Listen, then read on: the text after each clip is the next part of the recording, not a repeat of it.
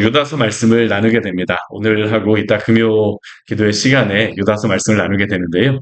이 유다서 말씀은 야고보서 말씀서부터 시작해서 유다서 말씀까지 보통 공동서신이라고 이야기를 합니다.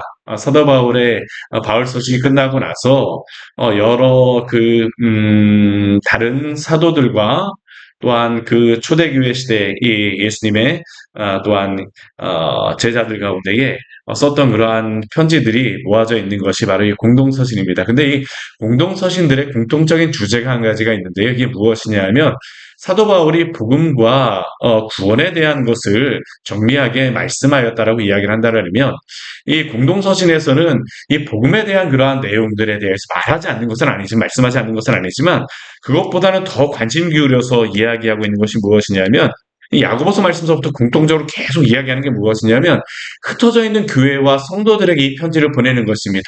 그러니까 이 초대교회 시대 예수님을 믿고 예수님을 따르는 그러한 성도들이 예루살렘에 있었다가 사도행전을 보면 흩어지게 되잖아요. 그렇죠? 그들이 여러 흩어진 성도들이 믿음을 가지고 살려고 하는데 쉽지가 않습니다. 여러 가지 외적인 그러한 어려움도 있었을 것이고 박해도 있었을 것이며 또 한 가지 이들이 그 신앙을 지키지 못하게 하는 또 굉장히 어려움 이들의 신앙을 지키지 못하도록 하는 어려움이 있었는데 그게 무엇이냐면 거짓 선생들이야 거짓 선생들. 여러 가지 이단 사설과 같은 여러 가지 거짓 선생들과 잘못된 그러한 신학적인 그러한 말들이 많이 전하여짐으로 말미암아 이 초대교회 시대의 성도들 이들이 믿음을 지킬 수가 없었어요. 그러다 보니까 이 공동서신의 여러 저자들은 그 흩어진 교회의 성도들 향하여서 교회들을 향하여서 그들의 신앙을 지킬 수 있도록 권면하며 주는 말씀이 바로 이 공동서신입니다. 이 유다서 같은 경우는 야고보서 같은 경우는 이 공동서신을 여는 말씀이었다고 한다면요. 이 유다서 같은 경우는 공동서신을 마무리하는 그런 말씀입니다. 마무리하면서 흩어져 있는 성도들에게 권면하고 또한 명령하는 그러한 말씀들이 있어요. 마지막으로 이렇게 전하고자 하는 그런 말씀들이 있는데 오늘 말씀을 보게 되면 다른 것보다도 믿음의 도를 위하여 힘써 싸우라라는 그런 말씀입니다. 오늘 그 1절 말씀을 보게 되면 이렇게 시작하고 있습니다. 예수 그리스도의 종이요 야고보의 형제인 유다는 이것은 이 유다서를 보내는 사람이 누구인가를 우리에게 말씀해 주고 있죠. 누구입니까? 야고보의 형제인 유다입니다. 이 유다라고 하는 사람은 야고보의 형제예요. 그렇다면 이 야고보는 누구일까요? 바로 앞에 공동서신을 지었던 예수님의 그러한 형제였던 또한 야고보입니다. 그러니까 이 야고보와 유다는 우리가 마가복음 말씀을 보게 되면 예수님을 붙들러 왔던 그 형제들이 나와요. 그 이름들이 나와 있는데 그 중에 한 명이 이 유다였습니다. 야고보와 유다였어요. 그러니까 이 유다라고 하는 사람은 예수님의 형제죠. 그런데 오늘 말씀 보십시오. 유다는 자신을 예수 그리스도의 종이라고 설명하지는 않습니다. 오히려 자신을 누구로 소개하고 있냐면요. 야고보의 형제인 유다라고 이야기를 합니다. 대신 예수님과의 관계에서 자신은 무엇이냐면 예수 그리스도의 종이라고 이야기를 합니다. 자신은 혈통적으로만 보게 되면 예수님의 형제로서 이야기할 수도 있지만 자신은 그러할 만한 가치가 없다라는 겁니다. 오히려 야고보의 형제로서 자신이 알려지기를 원하였어요. 우리 같은 경우는 유명한 사람이라든가 이러한 사람이 있게 되면 자신을 그 사람과 아는 사람이라 그러면서 자랑하잖아요. 그렇죠. 근데 오늘 유다를 보십시오. 이 기독교에서 가장 유명한 분은 누구일까요? 예수님입니다. 그런데 예수님이 나의 형이었다라고 이야기를 하는 것이라 형이라고 이야기하지 않고 야고보의 형제라고 이야기를 합니다. 이것은 무엇을 이야기하고 있습니까? 겸손하게 이야기하고 있습니다. 겸손하게.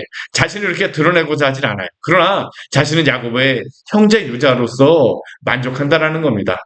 그런데 이러한 유다가 이 편지를 보내는 사람이 이 편지를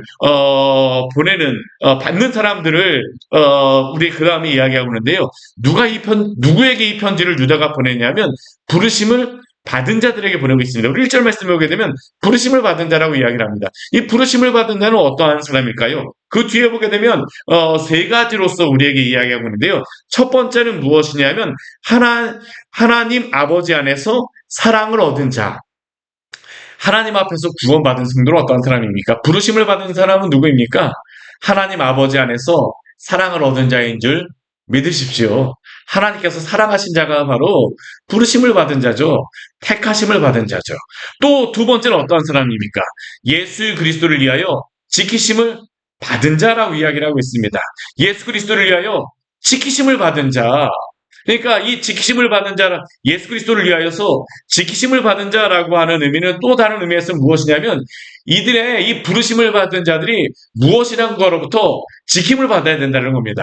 그들의 신앙이 유지되어져야 된다는 것이에요. 그러니까 유다가 지금 보내고 있는 성도들은 세 가지 특징이 있는 사람들입니다. 부르심을 받은 자들. 그리고 이들의 특징은 누구십니까? 어떠한 특징이 있습니까? 하나님 아버지 안에서 사랑을 얻은 사람이고, 또한 예수 그리스도 안에서 지키심을 받은 자, 예수 그리스도께서 특별하게 지키시는 자들, 또한 지켜져야만 되는 자들, 스스로 또한 지키기를 애써야 되는 자들이라는 겁니다. 이들이 바로 부르심을 받은 자들이죠. 그렇다면 도대체 이들은 무엇으로부터 지키심을 받아야 될까요? 오늘 3절 말씀을 보게 되면 이렇게 우리에게 말씀하고 있습니다. 우리 3절 말씀 같이 한번 읽어볼까요?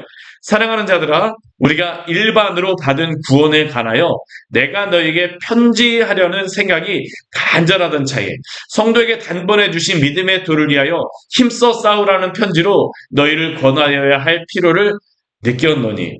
오늘 3절 말씀에서는 왜 이 편지를 보내는지를 우리에게 유다는 알려주고 있습니다. 원래 유다는 이 부르심을 받은 자들, 흩어져 있는 여러 성도들에게 어떤 편지를 보내고자 하였었냐면 일반으로 받은 구원에 관하여, 어쩌면 이 유다가 처음에 보내고자 하는 것은 복음의 그러한 구원에 대하여서, 복음의 그 교리에 대하여서 사도 바울과 같이 일반적인 그러한 복음의 교리에 대해서 편지를 쓰고 싶었어요. 그래서 그들이 구원받는 것이 무엇인지, 성도로서 살아가는 것이 무엇인지, 사도 바울과 같은 그러한 그 편지를 보내고자 하였던 것이 바로 이 유다가 처음에 편지를 쓰고자 하였던 이유입니다. 그런데 그가 그러한 편지를 보내지 않고요, 무엇을 위하여서 편지를 쓰냐면 성도에게 단번에 준 이 믿음의 도를 위하여서, 이 믿음의 도를 위하여서는 이미 쓰여진 편지가 있기 때문에 그 믿음의 도를 향하여서 오히려 무엇을 위하여서 이 편지를 쓰냐면 믿음의 도를 위하여 무엇을 하라고요? 힘써 싸우라. 왜 그렇습니까? 믿음을 지키기가 쉽지 않다라는 겁니다. 사실 이 유다서를 보내는 이유가 바로 이것입니다. 믿음의 도를 위하여 힘써 싸워야 됩니다. 그들의 신앙을 지키기 위하여서는 예수 그리스도를 위하여 지킴을 받은 자들이지만, 이들도 무엇을 해야 되냐면 믿음의 도를 위하여서 유다가 처음에 편지를 보내고자 하였던 그 구원의 일반적인 그 교리를 받았던 그 도를 위하여서 그 지키기 위해서는 힘써 싸워야 된다는 겁니다. 이러한 필요를 느꼈어요. 왜요? 거짓 선생들이 이곳저곳에 많이 있기 때문입니다. 오늘 4절 말씀을 보게 되면 그 거짓 선생들에 대하여서 그 거짓 선생들이 어떠한 사람인가를 우리에게 말하고 있죠. 우리 4절 말씀 같이 한번 읽겠습니다. 이는 가만히 들어온 몇 사람이 있음이라. 그들은 옛적부터 이 판결을 받기로 미리 기록된 자니 경건하지 아니하여 우리 하나님의 은혜를 도리어 방탕한 것으로 바꾸고 홀로 하나이신 주제 곧 우리 주 예수 그리스도를 부인하는 자니라. 이 사람들이 어떻게 교회에 와서 이들의 믿음의 도를 무너뜨리고자 하느냐면요, 가만히 들어왔습니다. 그냥 보기에는 일반 선생들과 같다라는 겁니다. 가만히 들어와서 교회를 헤집어놔요. 요즘 보게 되면 얼마 전까지, 또 지금도 사실 교회들이 많이 이 신천지라든가 많은 이단들이 있지 않습니까? 그렇죠? 저기 보게 되면 하나님의 교회도 가까이 있잖아요. 그렇죠? 광교 이 지역에서 이 종교 부지가 많지 않습니다. 근데 그 중에 한 가지를 누가 받았냐면요, 하나님의 교회 이단이 저기 호수공원 바로 옆에 큰 자리를 받았잖아요. 그렇죠? 가만히 들어온 사람들, 어찌 보면 많은 사람들이 지금 미혹당하고 있습니다. 어떻게 그렇게 큰 그 자리에 갈 수 있을까요? 많은 사람들이 미혹당했다라는 것이죠. 이 사람들의 특징이 무엇입니까? 경건하지 아니하다라는 겁니다. 경건하지 아니하다. 우리 4절 말씀에 나오고 있죠. 이 판결을 받기로 미리 기록된 자라고 이야기를 합니다. 예수 그리스도가 이미 이들에 대하여서 경고하셨다라는 겁니다. 말세에 이러한 자들이 있을 것이다. 일어날 것이다. 우리 마태복음 말씀이라든가 그런 말씀을 보게 되면 예수님이 경고하셨잖아요. 말세에 일어날 적그리스도의 그런 모습들에 대하여서. 그러한 자들에 대해서 미리 경고하셨습니다. 그들의 특징이 무엇입니까? 경건하지 않습니다. 이 경건하다라고 하는 것은 하나님을 섬기는 그러한 특징적인 것이 있는데요. 그 특징이 없습니다. 모습은 하나님의 백성, 하나님의 그런 선생처럼 보일지 모르지만 경건하지 않습니다. 삶에서 경건함이 드러나질 않아요. 또 그리고 그들은 어떠한 특징이 있습니까? 우리 하나님의 은혜를 도리어 무엇으로 바꿉니까? 방탕한 것으로 바꾸었다라고 얘기합니다. 이게 무엇을 이야기하고 있는 거냐면요. 우리가 예수 그리스도를 믿음으로 말미암아 구원을 받지 않습니까? 그렇죠? 구원을 예수 그리스도를 믿음으로 말미암아 구원을 받았는데 이들의 특징은 무엇이냐면 내가 예수 그리스도를 믿기만 하면 구원을 받았다. 그러니까 그들은 또 어떻게 살아갈까요? 내가 마음대로 살아가도 된다라고 이야기를 합니다. 왜요? 내가 예수님께 가서 또다시 회개하기만 하면 되지. 반율법적인 그러한 특징이 있었다라는 겁니다. 도덕적이지 않아요. 예수 그리스도를 믿음에도 불구하고 하나님의 그 은혜를 도리어 방탕한 것으로 바꾸고 있습니다. 또 이들은 무엇을 하고 있냐 하면 홀로 하나이신 주제, 곧 우리 주 예수 그리스도를 부인한다라고 이야기를 합니다. 예수 그리스도의 이름을 들먹거리긴 하지만 실제로 그들은 무엇을 하고 있습니까? 예수 그리스도를 부인합니다. 이 예수 그리스도를 부인한다는 것은 무엇일까요? 예수 그리스도의 그 복음의 진리를 믿지 않고 오히려 그 예수 그리스도가 전하신 그 복음과 또한 그 이후에 전했던 사도들의 그 복음에 하나님의 말씀에 대하여서 부인하는 자들이라는 겁니다. 하나님의 복음에 반대되는 말을 하는 사람들이라는 거죠. 이들을 그 말씀에 보게 되면 어떠한 특징이 있다라고 해요. 이들이 어떠한 사람들이냐면 오늘 8절 말씀에 보게 되면 아예 이렇게 이야기합니다. 우리 8절 말씀 같이 한번 해볼게요. 그러한데 꿈꾸는 이 사람들도 그와 같이 육체를 더럽히며 권위를 업신여기며 영광을 비방하는도다. 이들의 특징이 무엇이냐? 꿈꾸는 이 사람들이라고 이야기합니다. 꿈꾸는 이 사람들. 꿈꾸는 이 사람들, 이 초대교회 시대에도 몬타노스주의라고 하는 그러한 이단들이 있었습니다. 그 사람들의 특징이 무엇인지 아세요? 하나님으로부터 내가 하나님의 음성을 들었다는 겁니다. 우리는 성경은 무엇입니까? 성경이 66권이잖아요. 그렇죠? 우리가 성경 66권을 구약 성경에 나와 있는 선지자들까지의 말라기까지의 그러한 말씀과 또 신약에서는 무엇입니까? 예수 그리스도가 세우신 사도들, 또한 사도들이 살아있을 때에 그 제자들을 통해서 기록된 성경까지만이 우리가 성경으로서 받아들이는데 이 사람들은 그 성경만을 이야기하는 게 아니에요. 내가 하나님으로부터 직접 계시를 받았다라고 이야기합니다. 초대교회 시대에서부터 계속적으로 이러한 사람들의 나타나는데 이 사람들은 직통 계시를 이야기합니다. 내가 하나님으로부터 말씀을 들었어요. 오늘날 이 시대에도 신사도주의라고 해서 내가 하나님의 말씀을 들었습니다. 또 여러 가지 다른 이단들 보게 되면요. 자신들의 그러한 성경들을 이야기하잖아요. 그렇죠. 그러한 많은 그러한 여호와의 증인 같은 경우에도 자신들의 그러한 성경들을 이야기하고 내가 하나님으로부터 말씀을 들었다. 여기에 8절 말씀서부터 이야기하는 것이 거짓입니다. 초대교회에서부터 그러한 사람들이 있었다는 겁니다. 내가 하나님으로부터 말씀을 들었어. 직통 계시를 받았다. 특별하게 신성한 것, 경건한 것처럼 보이죠. 어떠한 영성이 있는 것처럼 보입니다. 성령에 충만한 것처럼 보입니다.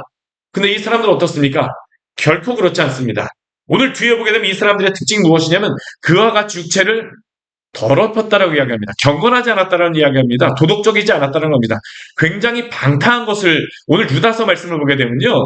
이 거짓 선생들의 특징이 하나가 뭐냐면 이 성적으로 되게 음란한 것을 이야기하고 있습니다. 육체적으로 더럽히며 이들이 이렇게 살 수 있었던 이유가 무엇일까요?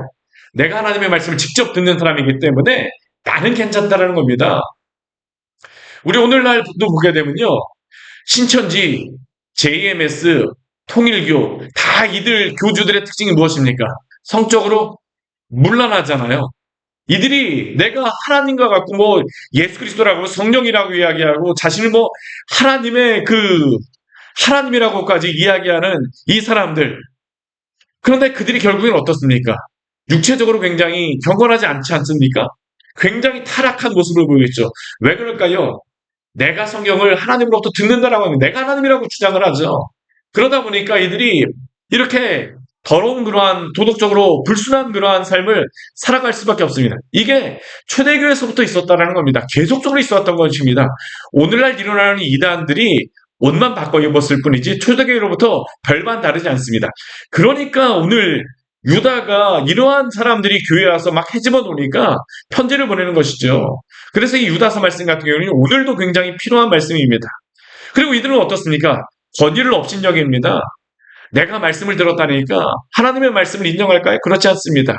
오늘 이들의 특징에 대하여서, 이 사람들의 특징에 대하여서 우리 5절, 6절, 7절 말씀에 세 가지로 이야기하는데요. 이 사람들은 어떠한 사람들과 같다라고 이야기하냐면, 우리 5절 말씀을 보게 되면 주께서 백성을 애굽에서 구원하여 내셨습니다. 이것은 출애굽 백성이잖아요. 그렇죠? 구원한 백성인데 이 사람들이 후에 믿지 아니하는 자들이 있었습니다. 광야에서 많은 죽임당하였던 사람들, 불순종하였던 사람들, 불신앙의 사람들, 결국 그 사람들 어떻겠습니까? 멸망을 당하였다라고 해야죠. 근데 이 사람들의 특징은 무엇일까요? 하나님의 이 말씀을 믿지 않고 불순종하는 것입니다. 믿음의 자리에서 벗어났어요. 경건하지 않습니다. 또 우리 6절 말씀에도 또 다른 예가 있습니다. 무엇이냐면 자기 지위를 지키지 아니하고 자기 처소를 떠난 천사들, 사탄과 그를 따르는 여러 그 사탄의 무리들. 이 사탄의 특징이 무엇입니까? 자기 자리를 지키지 아니하였다는 겁니다. 경건하지 않죠. 하나님의 말씀을 듣지를 않습니다. 오늘 유다서에서 말씀하고 있는 것과 동일한 모습의 그러한 사람들이나 존재들이었다는 겁니다. 우리 7절 말씀도 보십시오. 어떠한 사람들입니까? 소돔과 고모라와 그 이웃 도시들. 경건하지 않고 굉장히 성적으로 음란한 사람들, 다른 육체를 따라 불법의 행위를 행한 사람들. 이 사람들이 교회 안에 있었다는 겁니다. 이러한 특징을 가진 사람들. 그리고 또 뒤에 말씀에도 보게 되면요. 이러한 사람들의 특징에 대하여서 계속적으로 이야기합니다. 이 사람들은 자신들이 하나님의 말씀을 들었다라고 이야기하니까 하나님의 권위를 인정하지 않습니다. 그래서 오늘 뒤에 말씀에 보게 되면요. 우리 어떠한 사람들이라고 이 사람들을 이야기하냐면요. 우리 9절 말씀에 보게 되면 천사장 미가엘이 모세의 시체에 대하여서 마귀와 다투며 변론하였습니다. 근데 천사장 미가엘 같은 경우는 이 모세의 시체에 대해서 마귀와 다투면서 비방하는 판결을 내리지 못하였는데, 비방하는 판결을 내리지 못하고 다만 그가 이야기하였던 것은 무엇입니까? 주께서 너를 꾸짖으시기를 원한다라고만 이야기합니다. 천사장 미가엘 같은 경우. 그런데 이 마귀 같은 경우 어떻게 할까요? 자신이 마음대로 이야기하는 겁니다. 권위를 마음대로 이야기를 해요.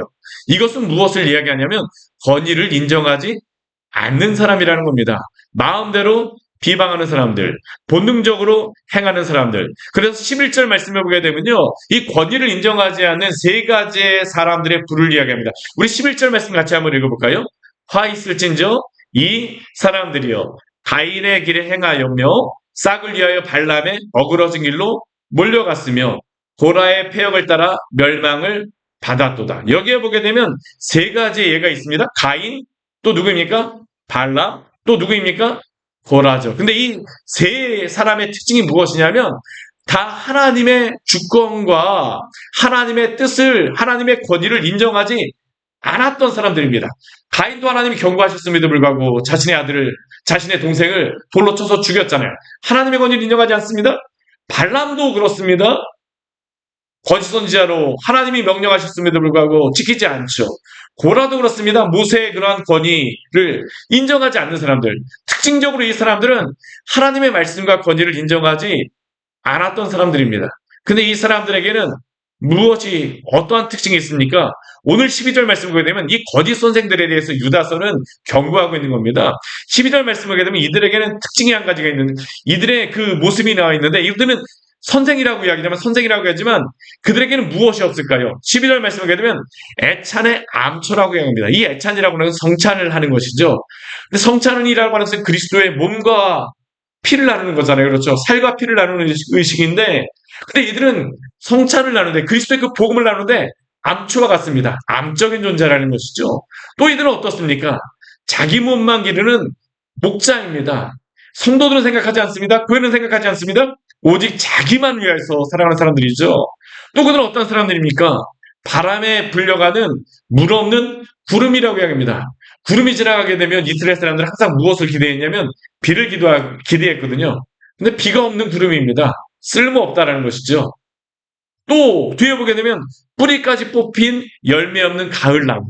가을에 나무에서 열매가 맺혀야 되는데 열매가 없습니다. 다 다 쓸모없는 선생들이라는 겁니다.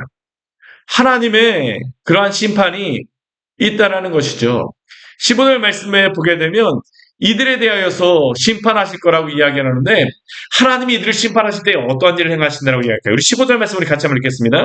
이는 무사람을 심판하사 모든 경건하지 않은 자가 경건하지 않게 행한 모든 경건하지 않은 일과 경건하지 않은 죄인들이 주를 거슬러 모든 완악한 말로 말미암아 그들을 정죄하려 하심이라 하였느니라. 우리 이 사람들의 어떠한 특징이냐면 경건하지 않은 자입니다. 경건하지 않으니까 이들은 무엇을 행할까요? 경건하지 않게 행합니다. 경건하지 않게 행한 모든 많은 일, 또 경건하지 않은 많은 죄인들. 근데 하나님께서 이들을 어떻게 하시냐면요. 그들을 정죄하려 하신다라고 이야기합니다. 이 정죄하려 하신다라고 하는 것은 하나님이 이러한 경건하지 않은 사람들은 정죄하기로 심판하시기로 정하셨다라는 겁니다. 오늘 유다서 말씀을 시작하면서 무엇으로 1절에서 시작합니까? 예수 그리스도를 위하여 지키심을 받은 자가 있다고 이야기합니다. 하나님의 성도들이죠. 하나님의 성도들은 하나님이 지키실 줄 믿습니다. 그런데 하나님이 심판하시기로 이 심판을 받을 이 거짓 선생들, 이 사람들도 무엇이냐면요. 심판받기로 정하여져 있다는 겁니다. 심판받기로 지키심을 받는다는 겁니다. 결국 이들에게는 심판이 결코 피할 수 없는 일이라는 겁니다. 사랑하는 여러분, 그렇기 때문에 오늘 하루 우리 주 예수 그리스도의 이 복음의 경건함, 믿음의 도를 위하여서 힘써서 살아가시기를 바랍니다. 오늘 말씀은 거짓 선생이 누구인가에 대해서 유다서를 통하여 우리에게 말씀하고 있습니다. 그리고 어떻게 이제 오늘 저녁 말씀에서는 어떻게 믿음을 지켜야 될지에 대해서 당부하는 말씀이 나오고 있죠. 오늘 이 시대 참 심각한 시대입니다.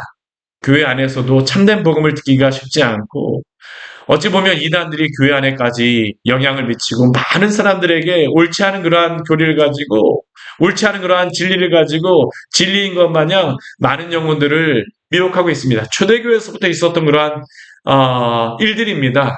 이러한 시대 가운데에 믿음의 도를 지키며 은혜 안에 오늘도 살아가시기를 축원합니다. 같이 기도하도록 하겠습니다. 하나님 아버지 오늘 유다서 말씀을 통하여서 우리에게 이 말씀을 통하여 경고하여 주시니 감사를 드립니다. 예수 그리스도께서 우리의 믿음을 지키시겠다라고 또한 당신의 택하심을 받은 자들에게 믿음을 지키시겠다라고 약속하여 주셨사오니 우리가 이러한 하나님 아버지 악한 그러한 진리에 미혹되지 말게 하여 주시고 주의 교회와 성도를 지켜 주시옵소서. 믿음의 도를 위하여 힘써 싸우는 교회와 성도들 되어지게 하여 주시고 깨어 주님을 하나님 아버지 따르는 귀한 교회와 성도들 되시도록 은혜 베풀어 주시옵소서. 예수님 이름으로 기도드립니다. 아멘. 오늘 말씀 같이 기억하시면서 기도하도록 하겠습니다.